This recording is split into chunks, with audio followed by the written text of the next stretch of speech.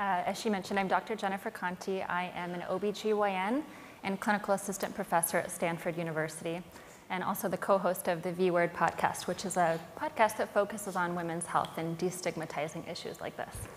So maybe I'll start with having you guys introduce yourselves first. We have an excellent panel. Great, thank you. I'm Gina Bartesi, founder and CEO of Kindbody, which is a new women's healthcare company reinventing care delivery for the fertility and women's health population. Hello, I'm Carly Leahy, co-founder and CCO of Modern Fertility. We are a women's health company focused on making fertility information more accessible earlier in life. And we offer a comprehensive at-home fertility test to help you check in on your hormones so that you can start a proactive conversation with your doctor and your partner earlier on.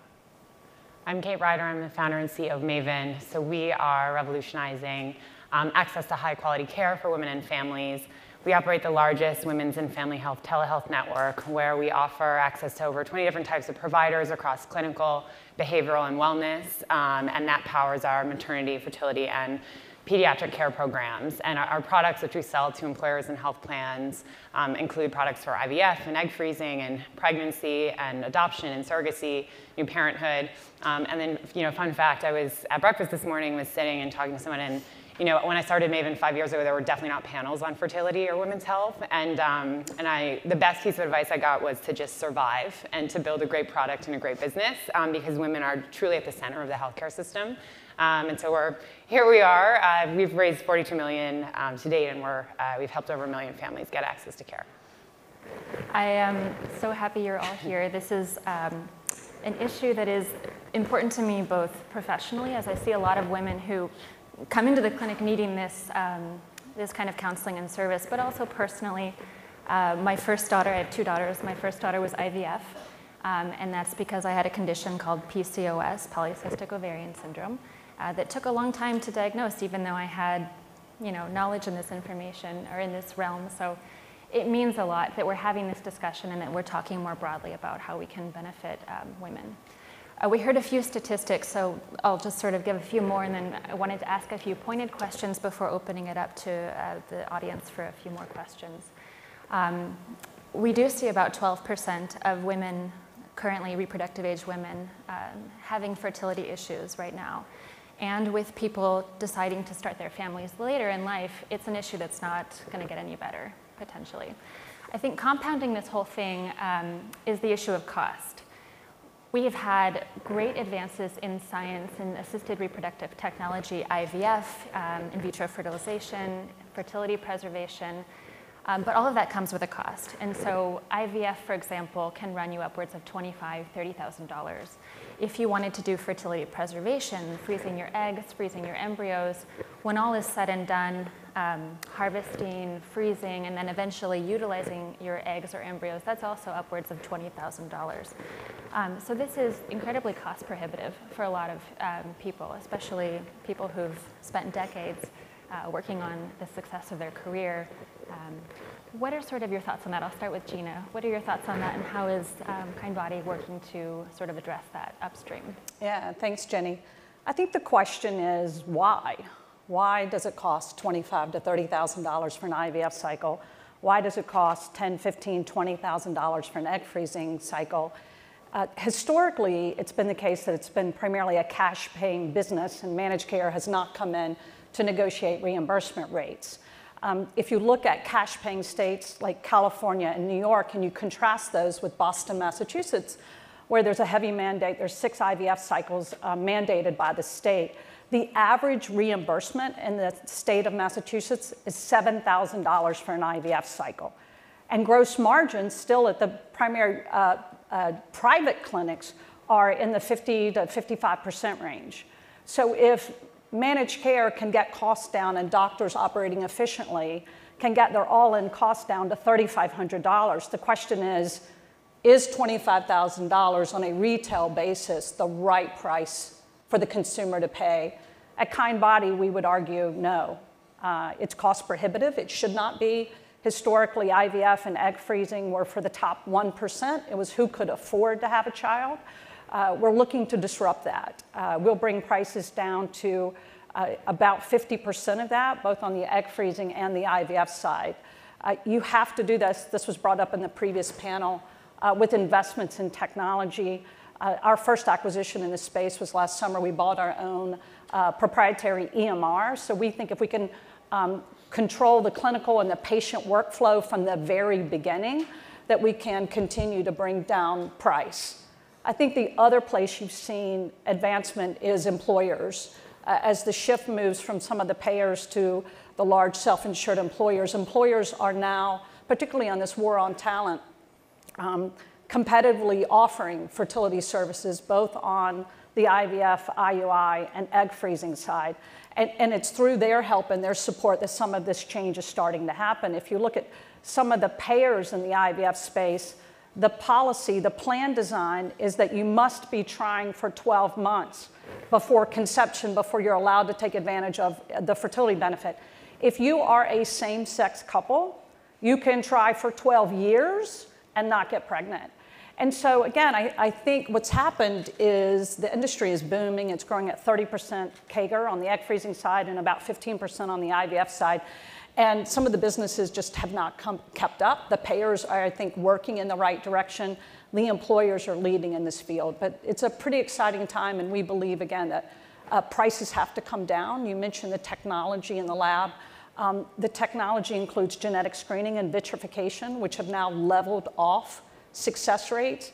And anytime success rates start to level off, you should see prices start to fall and level off. Since you talked about tackling this a little bit upstream and sort of getting ahead of the problem, I wanted to bring in Carly into the discussion as well. Sure. Because a lot of what your company is doing is trying to address this issue even before you access healthcare, essentially, or see the doctor. So much of fertility today is reactive, and we're really focused on making fertility conversations more proactive earlier in life. And that means starting with proactive education. And that education has to be clinically sound, and we work with our clinical team, our medical advisory board, to break out for her, here's what the science can tell you, here's what it can't tell you, and what it can't tell you is just as important as what it can. There is no absolute predictor of future fertility other than a baby, and even if we want one, that doesn't exist. But there are things in our bodies, mainly our hormones, which is what we focus on, that when tracked over time can help you understand where you are. It can help you understand ovarian reserve, which is a fancy way of saying the number of eggs you have sort of waiting in the wings, can help you understand menopause timing, can help you understand potential success rates in egg freezing and IVF. And as a modern woman today, it's more than just, oh, can I get pregnant right now? I'm ready to go. It's, I want to have X amount of kids. I haven't started. I have a career. I'm focused on all of these other things. When will I hit menopause? Will I have a 6-month-old at menopause? Should I start saving for egg freezing or IVF or some sort of fertility treatment? So that is really where we're focused. And I think another sort of big dilemma in this space is a lot of the support systems are built around infertility specifically. And there really are no spaces as a woman who, I'm not looking to have kids anytime soon, but I want to prepare myself for what's to come. So we offer, in addition to our fertility hormone test that you can take at home, a one-on-one consult with a fertility nurse to get ahead of this stuff, to ask the questions. We run a live webinar, which we call an Egginar, once a week, where you can ask questions about reproductive health, about your hormones. We actually have a lot of fiancés and husbands who join that Egginar, because they want to know too.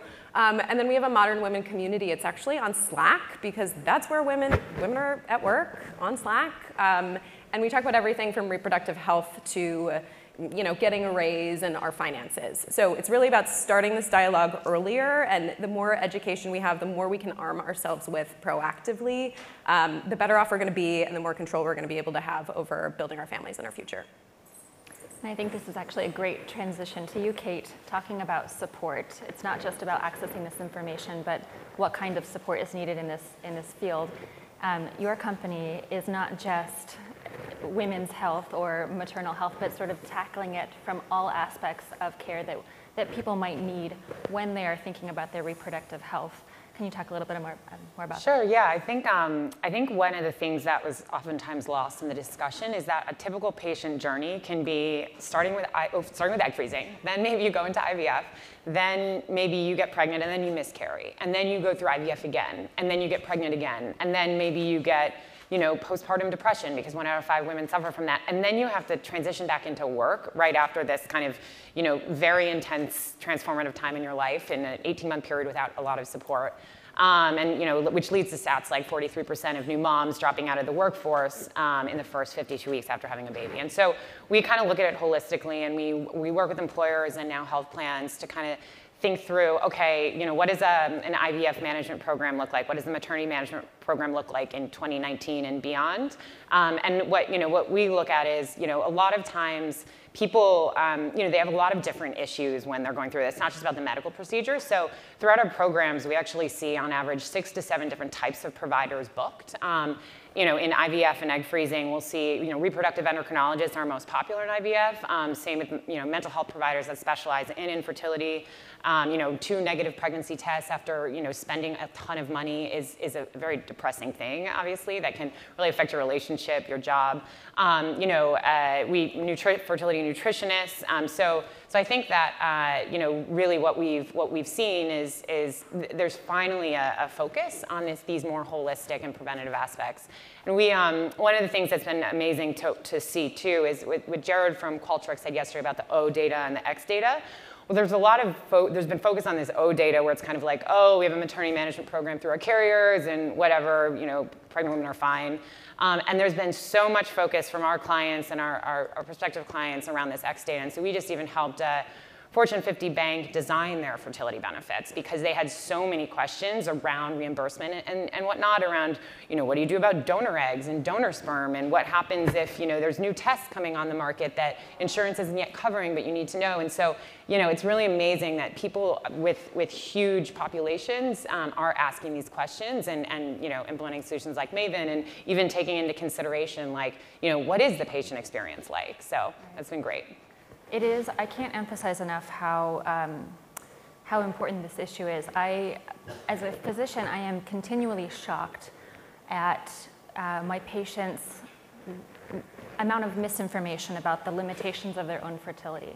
So it's not uncommon that I will see a woman who's 40 and she comes to clinic, and this is the first time she's hearing that her chances of conceiving naturally using her own eggs is only about 2 to 5%. Which is shocking for a lot of women. And that's after decades of building a successful career and really doing everything she's supposed to do. Why is now the time? And why is this such an important topic to be having in light of this? Maybe if you all want to. I think it's taken too long. And it might go away too. So let's talk as much as possible right now. We spend our lives preventing pregnancy. We have all of the tools for that. We are well equipped for that. But when it comes to planning for it, it's still this mysterious thing. And I think whenever you see, birth control was an amazing thing that allowed us to do all sorts of other things other than give birth to children. And there's an overcorrection that happens there, and we did not fill in the gaps with tools and education and with science to help sort of recorrect those things. So I think that's all sort of coming to a head now, and the more resources and tools that we can create for women who know they have to be their own best financial advocates, their own best career advocates, their own best relationship advocates, also know they need to be their own best health advocates when they walk into the doctor's office. And the best thing that we hear is, I felt like such a badass when I walked into my doctor's office and I had this information, we had an informed conversation, now we're working together to figure out what the best next step looks like. And I think there's also just like, as we accumulate more and more data, and we really genuinely are looking to how to reduce costs in the healthcare system, there's a hard and fast business case. So maternity is typically one of the top costs for employers and health plans, and fertility is driving that. If you are getting pregnant with multiples going to bad clinics, then that's going to lead to a $500,000 million birth. And so I think as we harness more data and we can just talk about the sheer numbers of what women's health costs. So, when I first started Maven, the amount of people who told me that this was a small market, I was like, I don't understand. I just put a page in front of you with all the numbers. Like, how is this even a debate? Mm-hmm. And so I think that ultimately now people are starting to wake up to the fact that there are a lot of dollars here. Right. And I think this millennial female buys services different than my generation did. They've never paid anything, never paid retail for anything. They've never been to Bergdorf. They've never shopped in a retail setting. And so they are highly inquisitive, and they are curious, and they trust their physician, but only to a certain degree. They're going to go seek out information themselves, where I do think, my generation talked about destigmatizing this. The stigma is gone. We launched with a mobile pop-up to test AMH to understand ovarian reserve in Flatiron, Manhattan, and there was an hour-and-a-half wait of women that were interested in getting fertility assessments. We did the same thing in San Francisco, both in Palo Alto and downtown, the same thing in Los Angeles, to try to prove we're women this curious everywhere. And it's not the 40-year-olds. Now that's what we have, because we can't help her. The best reproductive endocrinologist in the world cannot help diminished ovarian reserve of a 40-year-old. What we have to do to help that patient, unfortunately, is to educate her peers and the next generation. But this next generation of women are curious, and they're different than the previous generations, and they're seeking the information out. I want to briefly open up the questions to the audience. If anyone had any questions? There's one right here.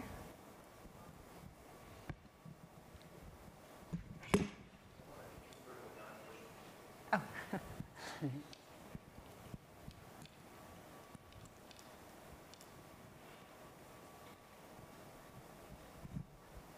Hi, I'm Nancy Tourette from APCO Worldwide. I was one of those pioneers myself, where I liked the business so much I joined the company, so to speak. Now I do have 4 kids, though, thanks to all of that. I wanted to ask you, as we talk about cost, and we talk about prevention, and we talk about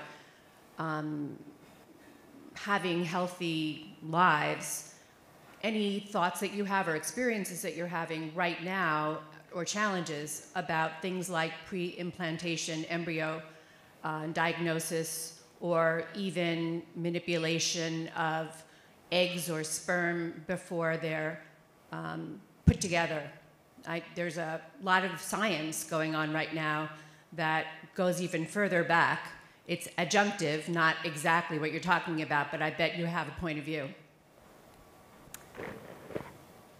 Let me see if I can rephrase the question. So you're asking if we have a thought on PGD, pre-implantation genetic diagnosis in general, or? Well, yeah, I mean, a thought, but also what you're experiencing as you're out there talking about this and helping patients and people who are struggling, how much that comes up, and whether you're seeing any kind of, anything coming down the road soon that might actually change this conversation significantly. Yeah, I'll speak to that. We talk to patients all day. We used to be, my previous companies were in kind of the middleman business. Today we're in the provision of services, the delivery of care. Dr. Lynn Westphal from Stanford is our chief medical officer. The science has significantly changed in the last 5 years. It used to be that you had this high order number of multiples because you didn't have genetic screening. 50% of all embryos are genetically abnormal, regardless of the age of the patient. And so it was genetic screening and then vitrification, which is the freezing process. So even if you had, let's assume you had 5 or 6 embryos, the clinician, the REI, had no way to diagnose which one of those embryos were healthy versus not healthy. Today, and they didn't have a freezing technology to put those embryos away. Today, all of the REIs are very skilled at their craft. There's not a fertility doctor in the country today that would support transferring more than 1 embryo. Today, there's too much technology, again, in vitrification and genetic screening to move the industry to single embryo transfer. That's happened pretty dramatically over the last 3 to 4 years. I do think your deeper question, which is a moral or an ethical question, is how far do we take the science? Do we start testing for eye color and gender and aptitude? And that is really, when we talk to doctors and our own doctors, it is typically a doctor-patient conversation and a doctor-patient decision. It is interesting. There's a whole other set of ethics within this realm as well that you could dive into and talk for days. I think we have time for one more question here in the back. Two factors that, the question of how do they relate to fertility. You mentioned overcorrection with regard to birth control. Any sense that the technology, how that impacts fertility post-birth control? Or we simply just didn't have the tool, we didn't focus the same amount of energy on fertility. And second, about the environment and weight, both underweight and overweight, and how that affects those societal forces. Yeah, so I'll speak to that first part. My mother had 3 kids by 25, and her mother had 4 kids by 23. And they didn't need to know what the future really held for them when they were having kids so early in their 20s. So, and my mother was never on birth control. So when I say, the overcorrection, it's whenever we're preventing or putting something off, and this is a big, big shift. We need to do some overcorrection and start to educate, provide tools that help us understand what's going to happen if we put off children until X amount of time. The amount of women who come to us who are in their later 40s who say, I wish I would have had this test. I wish somebody would have told me about this. I wish I would have known. I'm going to make sure my daughter knows, that all of her friends know. It's incredible how there has been sort of a gap in that space. So I don't think when you were having kids much earlier in your 20s, you really needed as much of this information, but it's so essential that we have it today. And just with our own tracks, we saw that egg freezing, so when you come into a Maven track, you have an introductory video appointment with a care concierge. And so, usually they're like 10 minutes, but with our egg freezing track, which was a bunch of women just asking questions about their fertility and even kind of decide whether they want to, freeze their eggs and what it entails. I mean, we were seeing these upwards of like 30 minutes that we had to actually cap it and say like, okay, you're gonna have a follow-up appointment then, because it was just, there's so many questions and so much confusion, and that not only about your own, personal fertility, but financial reimbursement, and it's just it's a new, a brave new world out there. Yeah, and the fact that you can play such an active role in your health is relatively new. So in 1968, when the at-home pregnancy test was invented, there were many, many people who said, women shouldn't be able to know they're pregnant at home. Will they use this device correctly? Will they panic? Will they put their future child in danger? And today that sounds crazy to us. So at Modern Fertility, we have an internal motto that is just, we trust women. We trust them to be their own best health advocates, to take this information, to go to their doctors and to talk to their doctors about it, and to make the decisions that are ultimately right for them. This is such an important topic. We're out of time, unfortunately. And as you can see, there are so many different ways that we are addressing this and attacking this upstream. It's an issue that's continuing to evolve. And I hope to see some really great things in the next few years even. Yeah. Thanks, Jenny.